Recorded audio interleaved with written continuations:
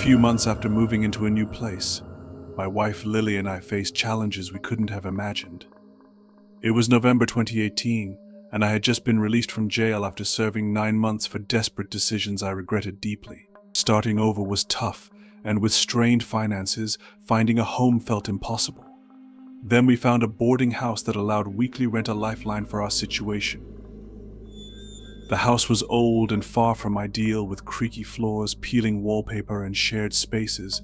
Privacy was scarce, but we made do. The tenants were a mixed Lauren, who lived with her elderly mother Chris, a quiet young man, and Jack and Clara, a friendly couple our age. Jack and Clara became our closest connection, and their laid-back vibe helped ease the strain as we adjusted to our new life. For the first few weeks, life in the boarding house was tolerable despite its flaws. The old house creaked with every step, and the thin walls offered little soundproofing. Jack and Clara's occasional arguments became more frequent and louder as November rolled in, often disrupting the already fragile peace. They also started asking for small favors, money for cigarettes or drinks, which Lily and I found increasingly uncomfortable. One evening, I came home from work to find Clara bringing in 3 unfamiliar men with a case of beer. The party that followed was anything but quiet, with music and loud laughter lasting into the early hours. Frustrated and sleep-deprived, Lily and I decided to let it go, hoping it was a one-time thing. But the situation only escalated the following weekend. Our one precious day off was ruined when we were jolted awake by Jack's furious shouting. He was screaming at Clara at the top of his lungs, his voice filled with rage as he hurled insults and accusations. Peering out of our room, we saw him tossing Clara's belongings down the staircase and out into the front yard. Clothes, shoes, and even a few broken trinkets were scattered across the lawn as Jack demanded that Clara leave immediately. The argument dragged on for hours, drawing the attention of neighbors and other tenants. Eventually, someone came to pick Clara up, and for a brief, fleeting moment, Lily and I thought the nightmare was over. We were wrong. Just a week later, Clara returned to the house as though nothing had happened. Her return marked the resumption of their toxic fights, only now, the tension was even more palpable. Their screaming matches became louder, more aggressive, and impossible to ignore. The situation was spiraling, and it was clear that this wasn't just an ordinary conflict between a couple, it was something far more volatile, and it left Lily and me on edge. The breaking point came on a Tuesday night, the day before my birthday. After a long day of work, Lily and I decided to unwind in our room. We smoked some weed, put on a light-hearted movie, and let ourselves relax for the first time in what felt like weeks. As we laughed softly at the screen, we could hear Jack and Clara arguing upstairs once again. Their shouting and stomping were relentless, a chaotic soundtrack to the evening. Eventually, though, the noise stopped. Relieved by the sudden quiet, we turned off the movie, curled up together, and drifted off to sleep. In the dead of night, I was pulled from sleep by Lily shaking my shoulder, her grip tight and trembling. I blinked groggily, confused, and noticed the fear etched across her pale face. Her wide eyes weren't on me but fixed on something beyond, and I instinctively turned to look. At first, my sleep-addled mind couldn't comprehend what I was seeing, but then it hit me. Standing beside my side of the bed was a man hunched over my nightstand, rummaging through the drawer. He was clutching an empty milk jug, his movements deliberate but oddly detached. When he realized I was awake, he slowly straightened up, and our eyes locked. It was Jack. Still trying to make sense of the surreal situation, I swung my legs over the side of the bed and sat up, my heart pounding. "Jack," I croaked, my voice groggy and unsteady. "What the hell are you doing in here?" He stared at me blankly for a moment, as though he didn't fully grasp the absurdity of the scene. Then, as if it was the most natural thing in the world, he asked, "Hey man, can I borrow your car? Or maybe you could take me to the gas station real quick." For a second, I just stared at him, trying to process the bizarre request. Before I could say anything, Lily's voice cut through the tension like a knife. "You broke into our room to ask for a car," she snapped, her tone sharp and furious. "What the hell is wrong with you? Get out of here. Her sudden outburst startled both Jack and me. Jack hesitated for a brief moment, his eyes darting between us like a cornered animal. Then, without another word, he bolted out of the room, his footsteps thundering down the stairs. We rushed to the window just in time to see him sprinting down the street, the empty milk jug still clutched in his hand, heading in the direction of the gas station he had mentioned. Lily and I were left sitting in stunned silence, our hearts racing as we tried to process what had just happened.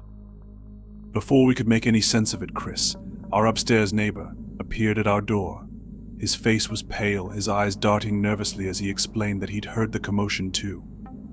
He mentioned that Jack and Clara's argument earlier had been the worst yet, filled with yelling and crashing sounds. But what really unsettled him was the silence that followed. He hadn't heard a single noise from their room in over an hour, which was unusual. Lily, her voice tight with worry, insisted that Chris and I go upstairs to check on Clara. She was adamant, fearing the worst, and though I was hesitant, Chris and I finally agreed. Together we climbed the creaky staircase, the tension in the air almost suffocating. When we reached Jack and Clara's door, it was slightly ajar, swinging gently as if inviting us in. I knocked hesitantly, my voice barely steady as I called out for Clara. There was no response. With a deep breath, I pushed the door open, and we stepped inside. The room was a disaster zone.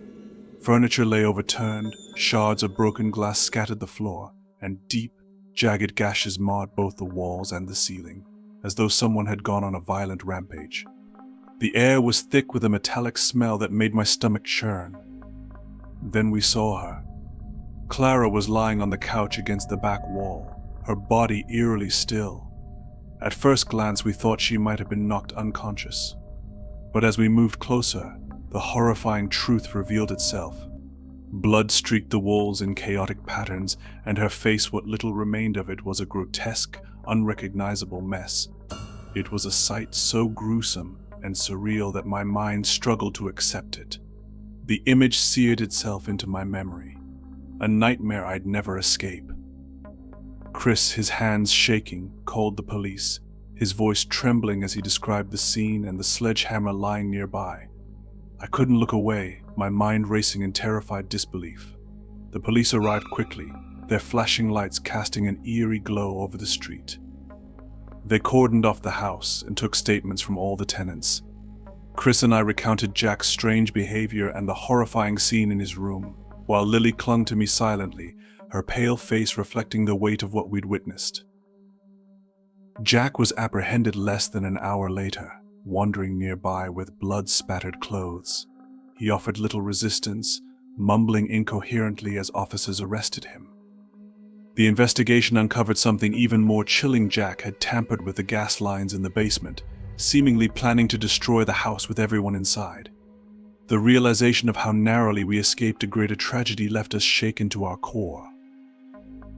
The next day, Lily and I were too shaken to even think about going to work. We spent most of the morning in a daze, sitting on our bed in stunned silence, barely able to process the horrors of the previous night.